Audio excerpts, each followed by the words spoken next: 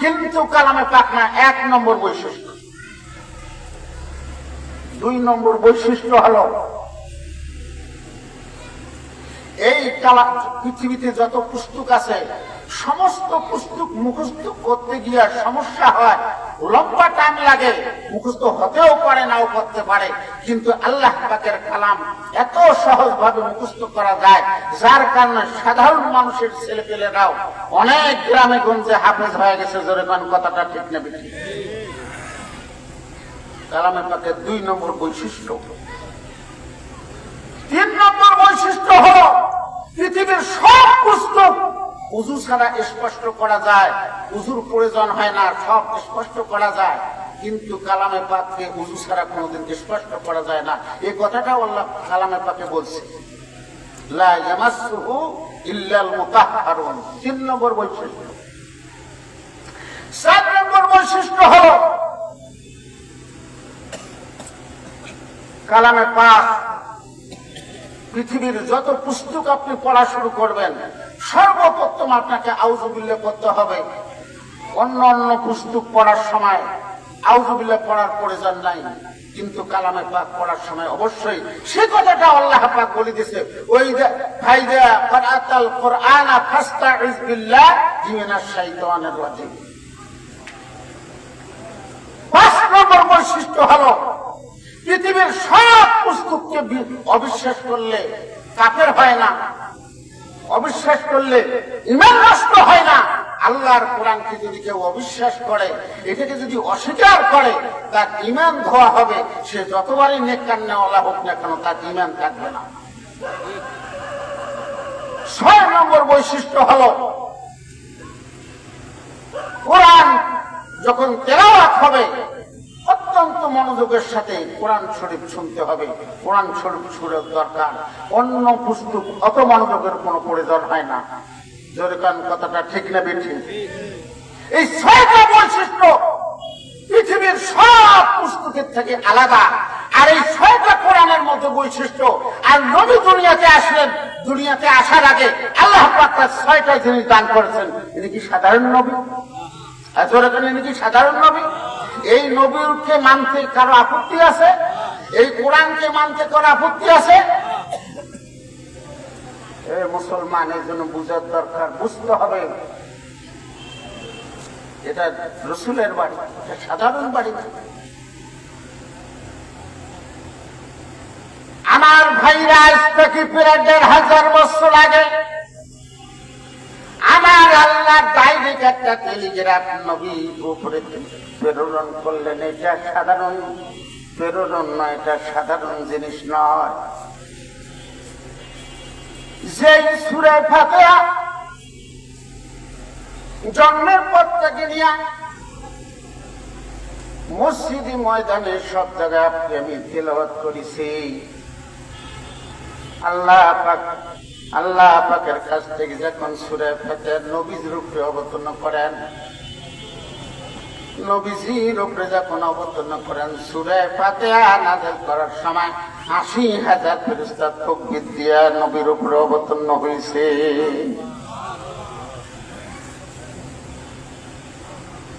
সূরা আল-আনআম যখন অবতীর্ণ হয় ৭০,০০০ ফেরেশতা জিবরিল আলাইহিস সালামের সঙ্গে তাকবীরের মাধ্যমে নবীজির উপরে অবতীর্ণ হয়েছে সূরা আল-আনআম।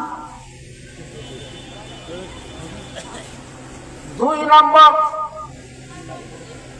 আয়াতুল কুরসি যখন অবতীর্ণ হয় নবীজির উপরে ৩০,০০০ ফেরেশতা তাকবীরের মাধ্যমে জিবরিলের সাথে আসিয়া পয়গম্বরের উপর অবতীর্ণ হয়। সূরা কাহাফ যখন পয়গম্বরের অবতীর্ণ হয় ৭০,০০০ ফেরেশতা আল্লাহ পাকের পক্ষ থেকে জিবরিলের সঙ্গে আসিয়া পয়গম্বরের উপর অবতীর্ণ হয়। ৭০,০০০ ফেরেশতা তাকবীর দিয়া জিবরিলের সঙ্গে নবীর কাছে আসি উপস্থিত হয়, চিৎকার করে বলেন সুবহানাল্লাহ। হে মুসলমান, একটা পুস্তক দেখাইতে পারবেন না, একটা বই দেখাইতে পারবেন না, এত বড় বৈশিষ্ট্য, এত বড় ইজ্জতওয়ালা পুস্তক কোরআনে থাকি আর কোন পুস্তক আছে মুসলমান দেখাইতে পারবেন না। আল্লাহ পাকের কালাম যার মধ্যে আছে, আল্লাহ পাকের কালাম যে শিক্ষা গ্রহণ করছে, আল্লাহ পাকের কালাম শিক্ষা গ্রহণ করনেওয়ালাকে যে মোহাব্বত করেছে, সত্যিকারে আল্লাহর জমিনে 1 নম্বর মেহমান, 1 নম্বর মেহমান। তার প্রমাণ আমি 2 থেকে 3টে প্রমাণ দেব। আর পৃথিবীর মধ্যে কোন পুস্তকের কোন প্রমাণ দিতে পারবেন না। 1 নম্বর প্রমাণ,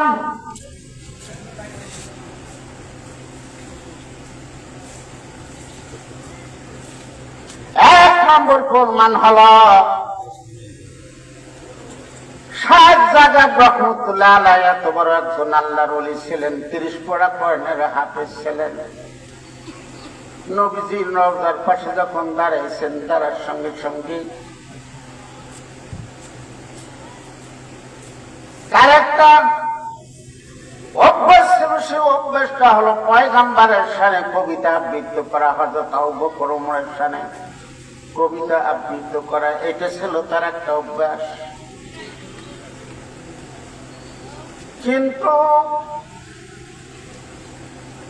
এই এক জালেম, রাবাফিজ এক জালেম, এটা সহ্য করতে পারে নাই। নবীজির শানে কবিতা আবৃত্তি করা, হয়তো আবু বকর ওমরের শানে কবিতা আবৃত্তি করা, এটা সহ্য করতে পারে নাই। কিন্তু অন্তরের খবর তো আমার আল্লাহ ভালো জানেন। সর্বপ্রথম শাহ জাগাব রহমতুল্লাহ আলাইহি দাওয়াত দিলেন, হুজুর আমার বাড়িতে আপনার দাওয়াত।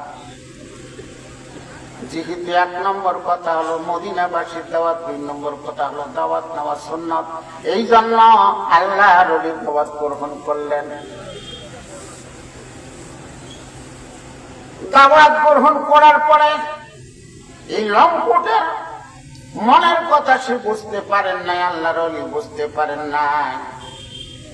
বড় আশা করি তার বাড়িতে যখন দাওয়াত খেতে গেলেন, কিন্তু তার গোলাম কোয়াটা দিয়ে দিয়েছে যে যখন দরজায় প্রবেশ করবে, দরজায় প্রবেশ করার সঙ্গে সঙ্গে 2 দিক থেকে তোমরা চাপ দেবে, এমন ভাবে চাপ দেবে তার জিহ্বাটা যেন বের হয়ে যায়।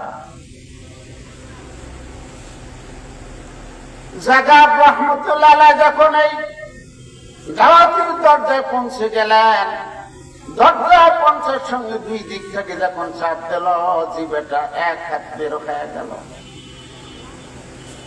1 হাত বের হয়ে যাওয়ার সঙ্গে সঙ্গে ছুরি দিয়ে জিহ্বাটা কর্তন করে ফেলল। প্রচুর রক্ত প্রবাহিত হচ্ছে, জমিনে লুটিয়ে পড়ি কান্নার রোল পড়ে গেল।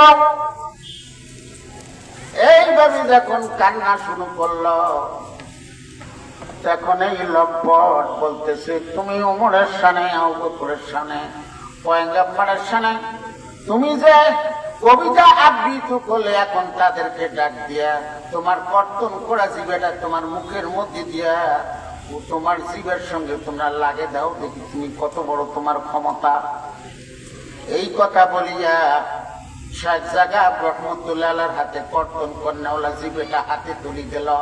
হাতে তুলে দিয়া আল্লাহর ওলিকে পয়গম্বরের রওজার কাছে শুয়া দিলেন। তারা চলে গেল। শুয়া দেওয়ার পরে যখন চলে গেল, ঠিক স্বপ্নে দেখতেছে, ঘুম আসে গেছে, স্বপ্নে দেখতেছে নবীজি আর হযরত আবু বকর ওমর 3 জনে শাহ জাগাব রহমতুল্লাহ আলাইহির কাছে আসি বলতেছে, হে জাগাব, তুমি মুখটা হা করো, আমাদের কারণে তোমার জিহ্বাকে কর্তন করা হয়েছে, তোমার জিহ্বা আলাদা করা হয়েছে, তুমি মুখটা হা করে দাও, তোমার জিহ্বার সঙ্গে কর্তন করা জিহ্বাটা পর্যন্ত লাগিয়ে দিয়ে দেই। চিৎকার করি বলেন সুবহানাল্লাহ।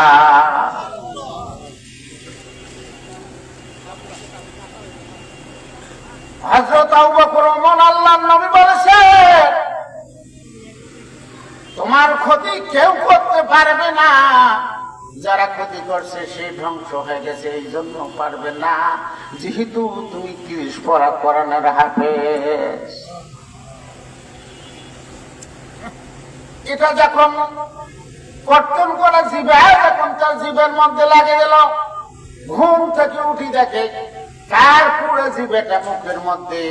আল্লাহ পাকের শুকরিয়া আদা করল, রবুবিয়াত जहाँ की है वहाँ तक नबुवत मुस्तफा की है वहाँ तक, नबुवत मुस्तफा की है वहाँ तक, रुबूबियत जहाँ तक है वहाँ तक। আল্লাহ রব্বুল আলামিনের পাওয়ার যত দূর, মুহাম্মদ সাল্লাল্লাহু আলাইহি সাল্লামের নবুতের পাওয়ার তত দূর। হে মুসলমান, শুধু তাই না, পরবর্তীতে আবার জাগাব রহমতুল্লাহ আলাইহি হজ করতে গিয়া সর্বপ্রথম নবীজির রওজার কাছে যাইয়া হযরত আবু বকর ওমরের নামে যখন কি করলেন, কবিতা আবৃত্ত করলেন। এইবার কবিতা আবৃত্ত করার পরে ওই লম্পটের সন্তান যাইয়া বলতেছি, হুজুর মেহেরবানি করে আপনি আমার দাওয়াত নেবেন। উনি মনে করলেন যেহেতু মদিনাবাসীর দাওয়াত নেওয়া সুন্নত, এবারও দাওয়াত নেওয়া যাবে, কোনো অসুবিধা নাই। আল্লাহর ওলি সাদা শীতে সহজ সরল অন্তর নিয়ে যখন দাওয়াতটা কবুল করলেন, বড় আশা করি দাওয়াত কবুল করলেন। ও মিয়া, পৃথিবীর কোন অলিকে সাধারণ পাল্লায় মাপেন না। হক্কানি পীর যারা, হক্কানি অলি যারা, সত্যিকারে তারা আল্লাহর জমিনের খাঁটি মেহমান, সাধারণ পাল্লায় তাদেরকে মাপা যাবে না। এইবারে দাওয়াত গ্রহণ করলে, দাওয়াত গ্রহণ করার পরে সর্বপ্রথম দরজায় যায় যখন পৌঁছিলেন, এই জাগাব রহমতুল্লাহ আলাইহি আশ্চর্য হয়ে গেলেন। হ্যাঁ রে, গত বছর তো আমি এই বাড়িটাতে আসছিলাম, আমার তো এই অবস্থা হয়ে গেছে, এবারও তো দেখেছি এই বাড়িটা। আল্লাহর ওলিকে বলতেছে, হুজুর কোনো ভয় করেন না, কোনো ভয় পাবেন না, কেননা আপনার কোনো সমস্যা হবে না। এই কথা বলার পরে একটা রুমের মধ্যে সুন্দরভাবে মেহমানদারি করার পরে হুজুরের হাতে দোয়া করে নেওয়ার পরে এই সন্তানটা পাশের একটা রুম নিয়ে গেলেন আল্লাহর ওলিকে। পাশের রুম নিয়ে যখন গেলেন, আল্লাহর ওলি দেখতেছে রুমটা প্রবেশ করার সঙ্গে সঙ্গে টেবিলের উপর একটা বানর বসে আছে। আল্লাহর ওলি ডাক দিয়ে বলেন, ভাই এটা তো বানর দেখতেছি, কি ব্যাপার, এটা কোন বানর? যে হুজুর আপনি বেয়াদবি মাফ করবেন, এটা আপনার সঙ্গে আমার বাবা বেয়াদবি করার কারণে আল্লাহ আমার বাবাকে বানরের আকৃতি বানিয়ে দিয়েছেন, আমি হলাম তার সন্তান। চিৎকার করে বলেন সুবহানাল্লাহ। এটা 1 নম্বর কারণ হলো সে কোরআনের হাফেজ। কোরআন পড়নেওয়ালাকে আল্লাহর জমিনে কেউ বেইজ্জত করতে চাইলেও বেইজ্জত হবে না। আর সে আজিমটাকে তার সঠিক ফয়সালা আল্লাহ পাক দেবে। জোরে কোন কথাটা ঠিক না বেটি? নবীজির হাদিস, পৃথিবীর সব পুস্তক যদি 1 বছর ধরে আপনার বাবার কবরের পাশে যদি পড়েন, আপনার বাবার মা যদি জাহান্নামের আগুনে ফয়সালা হয়, আপনি 1 বছর ধরে পুস্তক পড়লো 1 সেকেন্ডের জন্য জাহান্নামের আগুন নিভাইতে পারবেন না। কিন্তু আল্লাহর নবী বলেছেন, আমার কোন উম্মত আমার উপরে যে কালামটা অবতীর্ণ হয়েছে, সূরা ফাতিহা, সূরা ইখলাস যদি পাঠ করে পড়ার পরে দোয়া করার সঙ্গে সঙ্গে চোখের পানি আসি, চোখের পানি নাকের আগালে আসার আগে আগে ওই বান্দা বান্দিরের কবর আযাব মাফ করে দিবে। বলেন সুবহানাল্লাহ। এই জন্য মুসলমান একটা কথা বলে যায়, আল্লাহর নবী স্পষ্ট বলেছেন, ইকরাউল কুরআন ফাইন্নাহু শাফিউল লিআসহাবি। কোরআন শরীফ পড়ো, কোরআন শরীফ পড়নেওয়ালাকে এই কোরআন সুপারিশ করে জান্নাতের বাড়ি পর্যন্ত পৌঁছে দেবে। পৃথিবীতে কোনো পুস্তক নাই এই ক্ষমতা। কোরআন পড়নেওয়ালার সঙ্গে ভালোবাসায় সম্পর্ক করেন, কোরআন পড়নেওয়ালাকে মহব্বত করেন, নিজে আলেম হইতে পারেন না, একটা ছেলে আলেম বানান, একটা ছেলে হাফেজ বানান। আপনার ছেলে নাই, ওলামায়ে কেরামকে মহব্বত করেন, মাদ্রাসাতে কমপক্ষে আপনি সাহায্য সহযোগিতার হাতটা রাখেন, মাদ্রাসার সঙ্গে সম্পর্ক রাখেন। 10টা টাকা দেওয়ার আপনার ক্ষমতা নাই, আপনি কোনদিন শয়তানি করবেন না, চুগলখড়ি করবেন না, দান করারও নিষেধ করবেন না। আপনি যদি পক্ষে থাকতে পারেন, হাদিসে কুদসির মধ্যে আছে যে যারা কোরআনের পক্ষে থাকবে, জবান করবে কোরআনের পক্ষে, হেঁটে যাবে কোরআনের পক্ষে, কোরআনের পক্ষে যাদের মতামত প্রকাশ করবে, কিয়ামতের ময়দানে আপনার সব দুশমন হইতে পারে। কালামে পাক সুপারিশ করি আপনাকে জান্নাতের বাড়ি পর্যন্ত পৌঁছে দেবে। চিৎকার করি বলেন সুবহানাল্লাহ। কোরআন মদের মাথার মুকুট, কোরআন মদের মূল, যার সিনাতে নাই যে কোরআন হারাবে দুকুল, যার সিনাতে নাই যে কোরআন হারাবে দুকুল। আই বেরাদার হিফজ কোরআন রোশেদার, যায় স্বাধীন ইস্তে দুনিয়া হুশেদার। আই বেরাদার হিফজ কোরআন রোশেদার, যায় স্বাধীন ইস্তে দুনিয়া হুশেদার। হে মুসলমান, এই জন্য কালামে পাকের আয়াত আমি তেলাওয়াত করেছি। আমার আল্লাহ পাক বলেছে 2 প্রকার লোক আল্লাহ জমিনে আল্লাহ পাকের উপরে যারা 1 নম্বর ইমানদার, 1 নম্বর ইমান আনেওয়ালা হবেন, 1 নম্বর। 2 নম্বর হলো আল্লাহর পক্ষ থেকে কোরআনের ইলম যারা অর্জন করবেন, আল্লাহ যাকে কোরআনের ইলম দান করবেন, এই 2 শ্রেণীর মানুষকে উচ্চ স্থান দিয়া আমার আল্লাহ ইজ্জত দিয়া তাদেরকে জান্নাতের বাড়ি পর্যন্ত পৌঁছাইবে। চিৎকার করি বলেন সুবহানাল্লাহ। ইয়ারফা'িল্লাহুল্লাযীনা আমানু মিনকুম ওয়াল্লাযীনা উতুল ইলমা দারাজাত। আল্লাহ স্পষ্ট বলেছেন, আপনার সন্তান ডিসি হতে পারে, এদেশের সরকার হতে পারে, আপনি কোটি টাকার মালিক হইতে পারেন, আপনার সম্পদের শেষ না থাকতে পারে, কিন্তু 2টা জিনিসের সঙ্গে শরীয়ত যদি না থাকে, আপনার সন্তান যদি শরীয়ত মোতাবেক না চলে, আপনার সম্পদ যদি শরীয়ত মোতাবেক চলাইতে আপনি না পারেন, এই 2টা জিনিসে জাহান্নাম নিয়ে যাওয়ার জন্য যথেষ্ট। চিৎকার করে বলেন নাউযুবিল্লাহ। 2টা জিনিসকে যদি আপনি কোরআন হাদিস অনুযায়ী পরিচালিত করেন, আল্লাহে করে বলতেছি, এই 2টা জিনিসে আপনার জান্নাত যাওয়ার ওসিলা হবে। জোরে কোন সুবহানাল্লাহ। সুতরাং আপনাদের কাছে আমার অনুরোধ, সাধারণ ব্যাপার,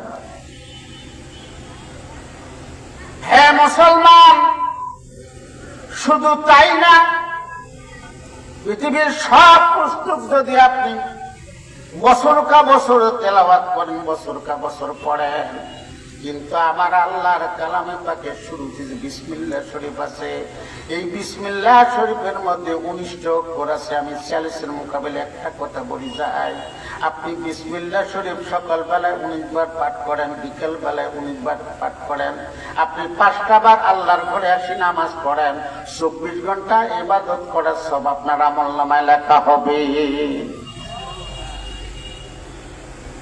আরে 5 বার নামাজ পড়লে 5 ঘন্টার ডিউটি, 2 বেলা বিসমিল্লাহ শরীফ পাঠ করলে 19 ঘন্টার ডিউটি আদায় হবে। কোন মায়ের পুত আছেন এখানে দাঁড়ে বলতে পারবেন এইরকম পুস্তক পৃথিবীতে কেউ দেখাইতে পারবেন নাকি? যেমন চীন জাপানের একটা বই আছে, 2 ডাক্তার পাতা, 2 ডাক্তার পাতা। এই পুস্তকটারও কোনো মায়ের পুত তার বলতে পারবেন না যে হুজুর এইটা পড়লে 1 সেকেন্ডের জন্ম হইলে আমার পিতা মাতার গোড়া আযাব মাফ হবে। কান্দে খানি হিকমতে ইউনানিয়া, হিকমতে কোরআনিয়া, রাহাম বকা কলমা পড়েন লা ইলাহা।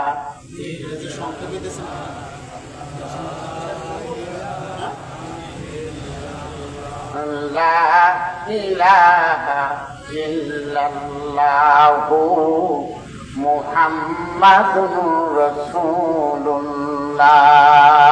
সকলে বলুন সাল্লাল্লাহু আলাইহি ওয়াসাল্লাম। সুতরাং আপনাদের কাছে আমার অনুরোধ, এখানে মাদ্রাসা হয়েছে, দিনী মাদ্রাসা, সার্টিফিকেটের আশা করবেন না, মনে করবেন না যে সেখানে সরকারি অবদান। এরপরও মাদ্রাসাটাকে চতুর্দিক থেকে আপনার সাহায্য সহযোগিতার হাত অগ্রসর করবেন, বিভিন্ন ভাবে দেখাশোনা করবেন, একমাত্র আখিরাতের আশায়, জান্নাতের আশায়। আপনি যত পথ, আপনি যত মত, সব কিছু একদিকে রেখে একমাত্র মাদ্রাসার আসবেন, খোঁজ খবর নেবেন। আল্লাহের করে বলে যাচ্ছি, এই আয়াতের দৃষ্টিতে আপনি কোরআনের পক্ষে থাকনেওয়ালা ব্যক্তি, কোরআনের পক্ষে থাকনেওয়ালা ব্যক্তিকে আল্লাহ পাক জান্নাত দিবেই, এর মধ্যে কোনো সন্দেহ নাই। এই বলে আমি শেষ করলাম। ওয়া আখিরু দাওয়ানা আলহামদুলিল্লাহি রাব্বিল আলামিন। আসসালামু আলাইকুম ওয়া রাহমাতুল্লাহ।